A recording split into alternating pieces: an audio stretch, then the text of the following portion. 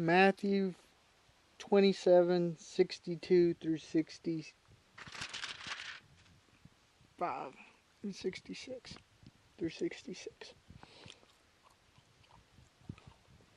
62 through 66. Where is it? Now, on the next day, which was the day after preparation day, this would have been the Sabbath day. And preparation day was to prepare for the Sabbath. This was the Sabbath. So for them to actually walk to Pilate probably wasn't encouraged under their traditions, because it would have been walking too far probably. But that don't matter. They broke their law any time for their own agenda, which was one of the things Jesus fussed at them for, and one of the reasons why they hated him. The chief priests and the Pharisees gathered together to Pilate. Now, for them to gather before Pilate, I don't think any random person could have just went before Pilate. I think you had to have influence. These people had influence.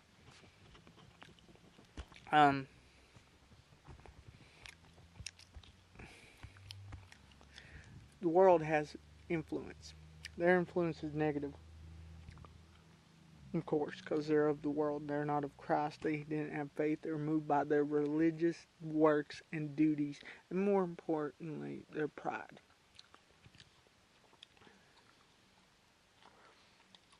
And so they go before Pilate, verse 63, saying, "Sir, we remember what the deceiver," referring to Jesus, calling him a deceiver because they were blind.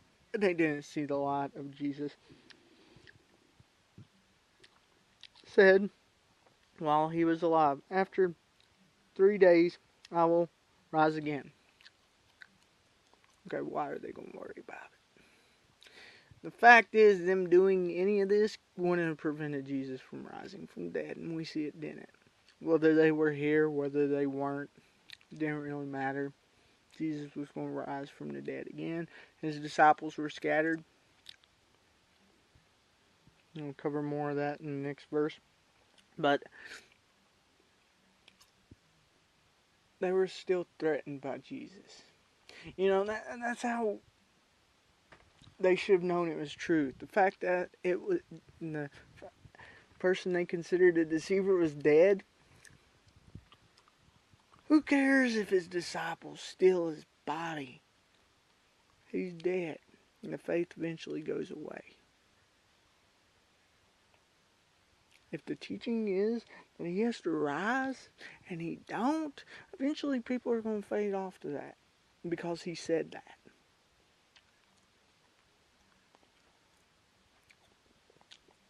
If the word of false teachers gets out their falsehoods enough, it takes people away from it. Verse 63 to 64. Command therefore that the tomb be made secure until the 3rd day, lest perhaps his disciples come at night and steal him away and tell the people, he is risen from the dead, and the deceptions will be worse than the first.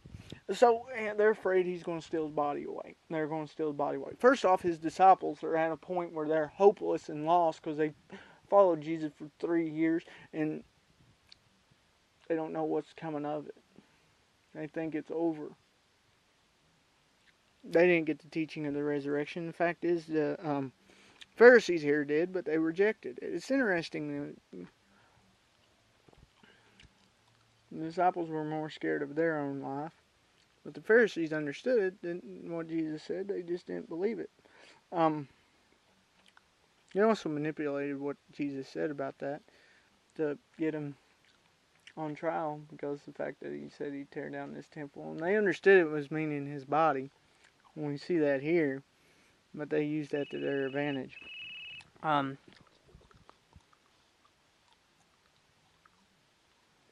So they're making an excuse. Well, the disciples are going to steal away his body. No, they weren't. The disciples didn't need to. But here's the thing. Disciples weren't looking for people to follow them. They were following after Jesus. Pharisees were looking for people to follow after them. Fact is, the Pharisees look at the disciples the same way they do, as them being disciples of God. The fact that they get followers. This wasn't ever anything the disciples actually did. Even when Peter's the preaching and one of the key figures of the church, we don't see people following after him or him instructing people to follow after him. He's always pointing people to Jesus. We do see people later following after him and Paul making sex, and Paul addresses that because that's sinful. Oftentimes, when we embrace sin, it's the same way we see other people. That's not true.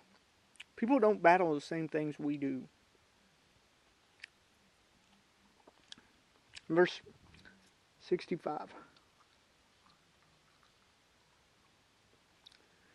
Pilate said to them, "You will have a guard. Go, make it secure as you can." So they went with the guard and made the tomb secure, sealing the stone. So he's saying, go, I'll send guards, make you happy. People will be with you to do whatever you think needs to be done. Make sure they do whatever you think's required.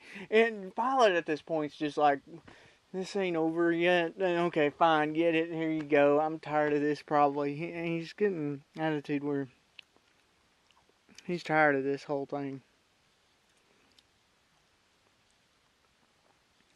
And we as Christians need to make sure we don't beat down the gospel to people. It's like, I don't really care anymore. I don't want to hear it.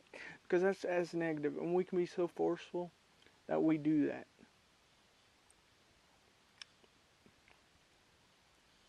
Where they're looking for hope, but we beat them down so much with it that they don't find it.